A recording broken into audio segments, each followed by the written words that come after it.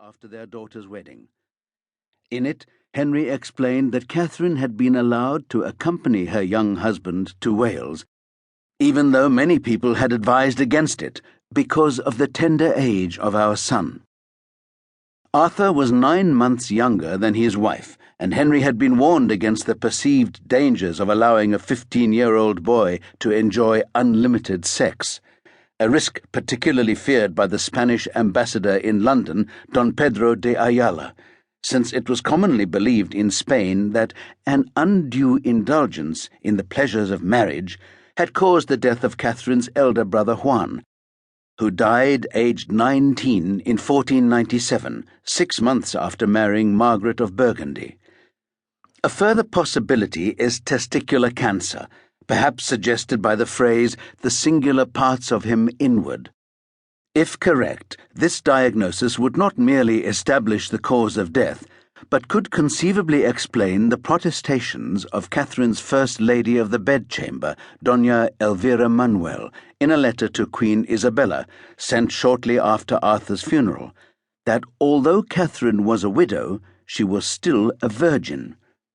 For if the prince had testicular cancer, a disease most frequently found in men aged between 15 and 44, the pains and the damage to his reproductive system could have resulted in an impaired sexual function. Although Doña Elvira's letter can no longer be traced in the archives, its contents are known because Isabella quoted them on the 12th of July in a letter written at Toledo, saying, "It is already known for a certainty that the said Princess of Wales, our daughter, remains as she was here, for so Doña Elvira has written to us." Barely was Arthur's body cold than Sir Richard Pole, the Lord Chamberlain of the Prince's household, sent letters announcing his death to the King's councillors at Greenwich Palace. As the messenger arrived during the night of Monday the 4th of April, when the King was in bed, the councillors decided to break the news to him early the next morning through his confessor, a Franciscan friar. Knocking at Henry's chamber door, somewhat before the time accustomed, the friar was admitted and asked all the servants to leave.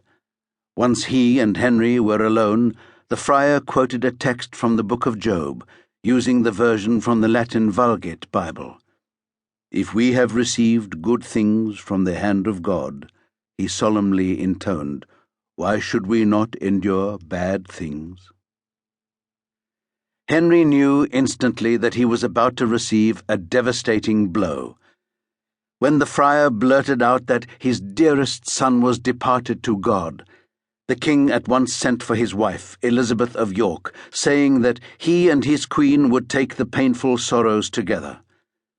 As soon as she arrived, and saw the King, her lord and husband, in that natural and painful sorrow, she, using full, great, and constant, comfortable words, besought him that he would first, after God, remember the welfare of his own noble person, the comfort of his realm, and of her. The living, said Elizabeth, had to take priority over the dead. In a valiant effort to comfort the husband whom she seems genuinely to have loved, and for the moment concealing the true extent of her own grief, Elizabeth reminded him that his own mother, Lady Margaret Beaufort, married to King Henry VI's half-brother Edmund Tudor at the age of 12, had been able to have only one child.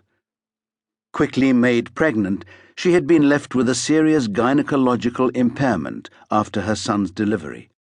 Despite this, Elizabeth recalled, Henry had survived through innumerable tribulations to manhood and won the crown.